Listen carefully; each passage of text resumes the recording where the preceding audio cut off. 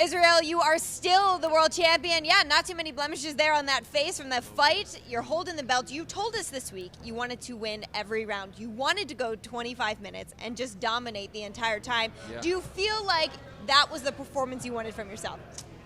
No. I have to be honest. I can't lie. I told him at the end, I was like, well, I won that. He's like, I was landing punches. I was like, yeah, I was landing punches too. I would look at your face. And so I think he just has to have that delusion so he can sleep at night. But, or drink some wine. I don't know. Do whatever you like. I know I won that fight, and I'm happy with the win, but I still want to watch the tape.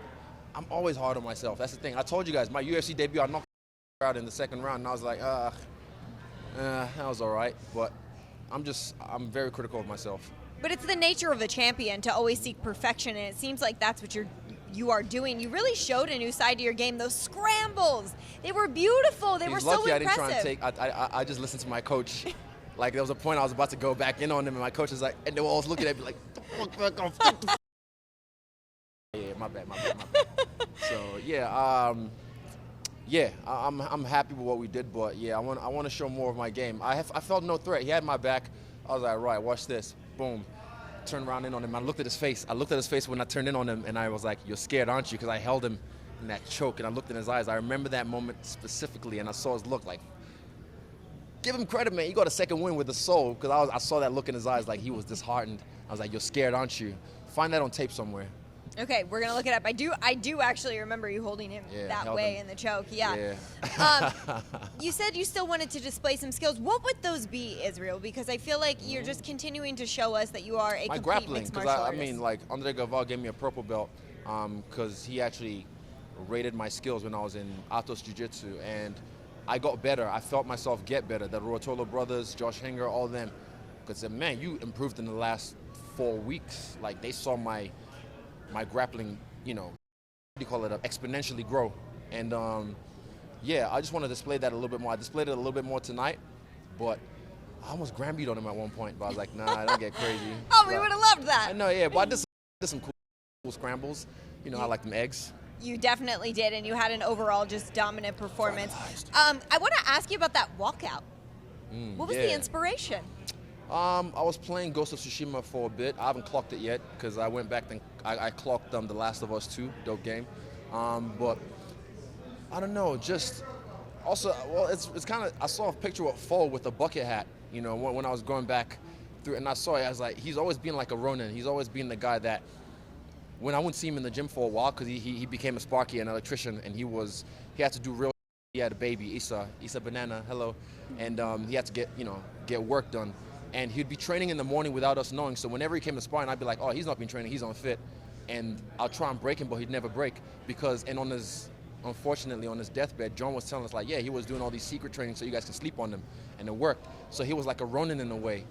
Like, he'd go off for a bit, be working and be training as well, low-key, and then come back for sparring and then, work us, or he wouldn't break. So, yeah, a little bit of that, but also just the look of it. It just looks cool. This is martial arts, man. I just like to look cool. No, that's what it's all about. Yeah. Look cool, fight cool. And that you do both of those things. Thank you. You mentioned Fao. I just want to ask you how difficult it was to go through these past couple of weeks of fight preparation and have those emotions, a loss of a friend that is just unfathomable. Yeah, I mean, I've done this before with Jamie. He passed away a week before I had my King in the Ring heavyweight tournament, and I had to get that done myself. But for me, it's not just for me, for the team, even for Brad, we just had to kind of like do what he would want us to do, which is stay physical, stay hard, and up. So which is what me and Brad did tonight. But the guys this week, actually, this week they went to court and they got charged with manslaughter. Manslaughter is when you're hunting and you see something in the bush, you thought it was a deer, bang, it was another hunter, and that's manslaughter. When you walk up behind someone who's texting and you blind shot them, I hate this king hit because there's nothing high and mighty about that. He came behind him and punched him, and he hit his head on the concrete and dies. That's murder. I am a trained martial artist. I don't do that because I know the consequences of doing that. Hitting someone from the back. Ooh. But the government in New Zealand have all these stupid rules in place. Because even 2 years ago, a guy did it, got 10 years, got out in 3, and guess what? He did it again. Yes, look that up. He did it again. So these guys are going to get a slap on the wrist, get out in 3 years or something, and then what? They're going to go back to their gang activities. let's change the rules unless it's going to happen to someone you really give about, and then you're going to have to like go in that WhatsApp group chat and be like, right, let's all change the rules. All opposed, all say aye, yup, go. Easy. Yeah. So, yeah, I don't know. I don't want to get all political, but yeah. Well, I'm so sorry for your loss, and you honored his memory in a beautiful way tonight. Me and Brad did. You absolutely did. Yeah. We did him right. We did him right. Yeah, man. You could see the emotions on both of you after those wins. But I want to turn the page here, and I want to talk about something fun, which is your call out. Ooh. I was gonna get all Diaz on them. Robert, you taking everything out? No, he ain't taking. I took everything that belongs to me. The world, Chico. What do you think is compelling about a rematch with him? Man, compelling. I just want to do it on my turf, to be honest. I just want to do it in my backyard. That's the main thing. I want to take him out in my backyard. Yeah, that's about it. You've been busy. Any time frame for that? Well, this is my third fight in 9 months. Yep. Who else? I mean, there's other guys. What's his name? Figueiredo. Congrats to him, and congrats to Moreno as well. I mean, Figueiredo, he's a champion. You know, I didn't watch that fight properly, but I saw what was going on. But I had to focus on my game. But I'm happy for Moreno. So good guy, and I hope he blows up in Mexico and worldwide.